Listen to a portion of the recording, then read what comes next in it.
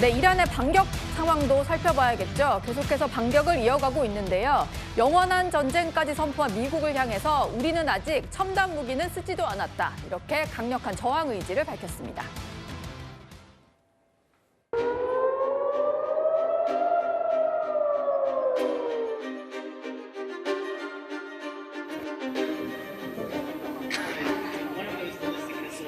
کاری که ما داریم انجام میدیم هدف قرار دادن مکانهایی است که منشأ و مبدأ حمله به ایران هست.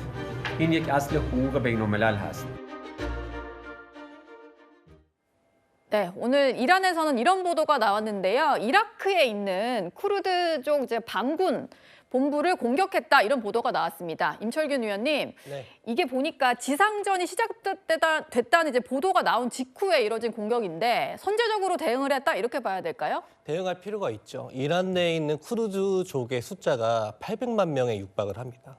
그런데 그 쿠르드족으로 구성되어 있는 정치 교섭 단체도 3개 이상이 있거든요. 예. 그 단체들이 지금 연합을 하기 시작했어요. 왜냐하면 저 쿠르드족 출신의 여성분을 이란의 혁명수비대, 아까 우리가 무스타파 하메네이를 말씀하지 않았습니까? 예, 차기 후계자로. 그렇죠. 그 사람이 수장으로 있는 게 바시즈 민병대인데 그 바시즈 민병대가 총살했다고 알려져 있는 3만 5천 명의 시위대, 그 시위대들이 시위를 하게 된 직접적인 계기가 저 쿠르드족 여성에 대한 어떤 탄압, 네. 그걸로 인해서 발생을 했거든요. 예. 그러니까 이란 입장에서는 민감할 수밖에 없습니다.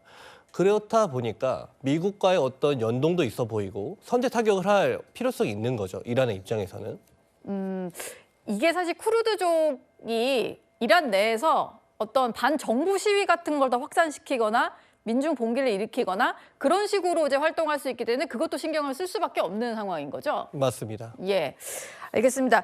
이란 미사일이 또 다른 나라로도 떨어지고 있는데 이 영상을 좀 보시면 깜짝 놀라실 것 같습니다. 여기가 시리아 북동부 지역인데요. 주변에 보면 저렇게 사람들이 막 오르락 내리락 하기도 하고 양떼들이 좀 돌아다니는 것도 볼 수가 있고요. 이영종 센터장께 좀 여쭤보겠습니다. 저게 이제 폭발하지 않고 진흙에 박혀 있는 상황이긴 한데 만약에 터졌다면 또 엄청난 피해가 있을 수 있는 상황이었잖아요. 그렇죠. 현대전 영상을 보시면 우리가 기존에 생각했던 미사일하고 이 사이즈나 위력이 정말 상상을 초월할 정도로 달라졌다 이런 거 아마 느끼실 거예요. 과거에 한 10년, 20년 전만 해도 뭐 미사일이 어디 그 아파트 같은 데를 타격했다 이러면 아파트 일부가 무너지는 이런 상황이었는데 요즘은 한 발이 가서 떨어지면 그냥 전체가 와르르 무너지는 이 정도 초토화가 위력입니다. 되죠. 예. 이게 시리아의 북동부 카미실리 공항 인근 들판에 떨어진 미사일인데요. 아침 8시에 이 굉음이 났겠죠. 이 미사일이 날아오니까 뭐 비행기 같은 이런 속도로 특히 극초음속 미사일 이런 거는 뭐 어마어마한 속도로 오는데 네. 이게 불발탄이었던 것 같아요. 저렇게 진흙 속에 박혀 있는데 이 영상이 왜 화제가 됐냐 하면 지금 보시면은 이 새벽에 이 시골 마을에 고요를 깨고 저런 어마어마한 무기가 와가지고 박혀 있는데 그 주변에 보면 정말 목가적인 풍경의 들판에서 네. 양떼들이 놀고 있고 또 아이들이 거기 막 뛰어놀고 있거든요. 그래서 이게 전쟁, 이 정말 살벌한 전쟁판에서 이런 모습이 대조적으로 또 연출이 되고 있구나. 이래서 아마 국제적으로 좀 토픽이 된 것 같습니다. 예. 또 이란이 언급한 첨단 무기에도 관심이 좀 쏠리고 있는데 어떤 무기일까? 극초음속 미사일을 언급한 거다 이런 분석도 있더라고요. 임철균 위원님, 네. 과연 아직 쓰지도 않았다는 첨단 무기는 어떤 무기를 말하는 걸까요? 앞으로도 못 쓸 겁니다. 앞으로도 못 쓰나요? 저 파테 110을 사격할 수 있는 기지들이 앞서 제가 말씀드렸다시피 이스라엘이 가장 먼저 선제적으로 다 파괴했거든요. 그런데 저 파테 110을 제외하고는 저기서 이스라엘을 타격할 수 있는 장비는 사실 없습니다. 예. 샤헤드 136이나 샤헤드 219 같은 장거리 드론들은 날아가는 족족 다 포착이 돼서 이스라엘 공군에게 다 요격이 되고 있고요. 예. 유일하게 저 장비들 중에 유의미한 게 파테 110인데 왜냐하면 저 호람샤흐르 4라고 써져 있는 저것도 사실 북한의 노동 미사일을 기반으로 만들었기 때문에 공산 오차가 1km 단위가 넘어갑니다. 네. 그래서 명중률을 사실 기대할 수가 없고 그나마도 명중률을 기대할 만한 게 저 파테 110인데 저걸 운영할 수 있는 부대의 텔들은 이미 다 파괴가 됐다고 지금 평가가 되고 있습니다. 기지가 파괴됐기 때문에 실제로 쓸 수가 없는 거군요. 아니면은 저게 지금 쓸 수가 있다면은 지금 이미 최대 강도로 보복을 하겠다고 공언을 했는데 그러면은 2,000기나 있다는 탄도탄이 예. 저게 날아가야 되는데 지금 한 번이 안 보이고 있거든요. 그래서 지금 화면에 보이는 카에르 313 스텔스 전투기라고 써져 있는 저거는 네. RC 비행기입니다, 사실. 저게 전투기가 아니거든요. 그래요. 저게 날아가는 모습을 자세히 보면은 RC 비행기를 좀 원거리에서 광각 고글로 잡아가지고 촬영한 모습이거든요. 전부 다 거짓말에 육박하는 가운데 예. 북한과 협력을 해서 만든 호람샤흐4와 파테 110 정도 제외하고는 네. 위협이 될 수가 없다라고 볼 수 있겠습니다.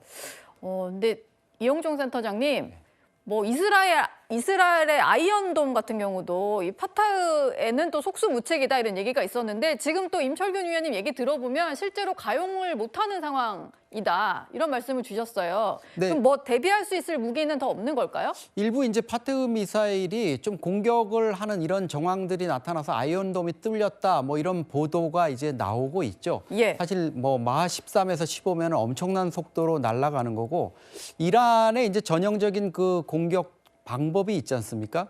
이런 미사일이 이제 아이언돔이라든가 이런 방어 체계에 막히기 전에 정말 많은 그 드론, 작폭 드론들을 보내가지고 이제 교란을 시키거나 일부 방공망을 뚫어서 좀 그 이후에 미사일 공격이라든가 이런 게 용이하게 하는 이런 상황이 있는데 말씀하신 대로 지금 아마 이란의 반격 능력이라든가 이런 것들은 거의 와해된 것 같아요. 헤그세스 국방장관도 예. 개전 초기 한 2, 3일 되는 시점에 이미 이란의 반격 능력 중에 한 7, 80%가 무너졌다. 이렇게 얘기를 하고 있고 실제로 반격하는 미사일의 개수라든가 이런 것들이 지금 현저하게 줄어들고 있습니다. 그래서 지금 뭐 아직 손도 안 댔다 이렇게 하면서 뭔가 있는 것처럼 얘기하는 거는 좀 블러핑인 것 같고요. 예.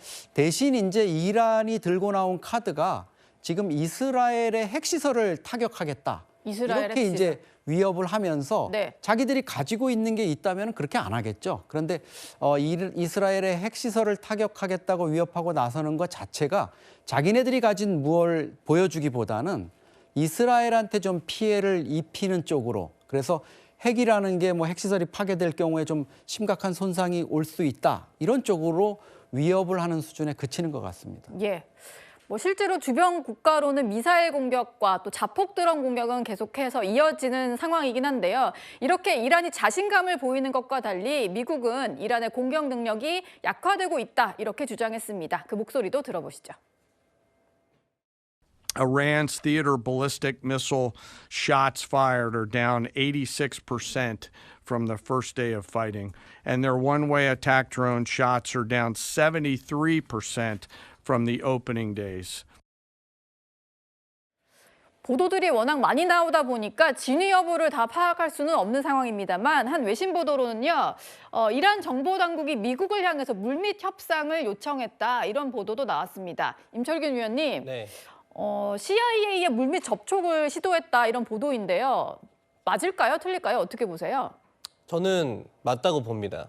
왜냐하면은 저게 이란이 유리하건 이란이 불리하건 모든 전쟁 단계 가운데에서는 상대국들은 항상 대화를 합니다. 예. 공식적으로 하는 대화도 있고 비공식적으로 하는 대화도 있습니다.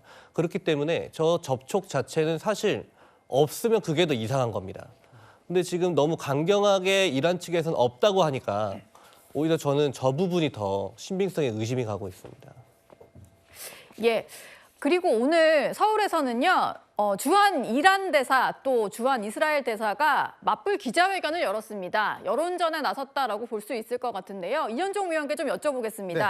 주한 이란 대사 같은 경우는 어린 학생들, 초등학생들이 숨졌잖아요. 그렇죠. 어린 학생들이 숨진 것에 대해서 저렇게 묵념까지 하면서 민간인 피해가 발생하는 것을 강조를 했고 이스라엘 같은 경우는 우리가 민간 시설을 의도적으로 공격한 적 없다. 가짜 뉴스다 이런 식으로 얘기를 하더라고요. 그러니까 심리전이 이제 아마 진행되고 있는 것 같습니다. 단지 우리나라만 그렇지는 않을 것 같아요. 이 정도 만약에 우리나라에서 이제 이 대응 기자회견을 하는 걸 보면 예. 아마 전 세계적으로 이제 이란과 이스라엘이 서로 간의 어떤 심리전 이것 자체를 지금 전개를 하고 있는 거죠. 그러니까 실적인 열전이 벌어지고 있고 또 주변국에서는 이제 심리전을 통해서 자신들에게 유리한 여론들.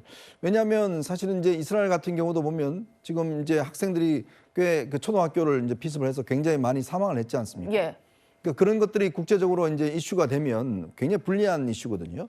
이제 그래서 아마 정보 조절 자체를 여러 가지로 아마 통제도 하고 또 이런 전달하는 것 같은데 지금 상황으로 봐서는 아마 이제 국제 여론을 좀 움직여 보겠다라는 것 같아요. 근데 최근에 이란이 반정부 시위대를 어마어마하게 한 수만 명을 사실상 이제 사망시켰잖아요. 예. 이제 그런 것도 있고 하기 때문에 네. 특히 또 그동안 이란에 대한 어떤 부정적인 여론도 있기 때문에 그런 이란의 어떤 심리전이 썩 통할 것 같지는 않습니다. 예.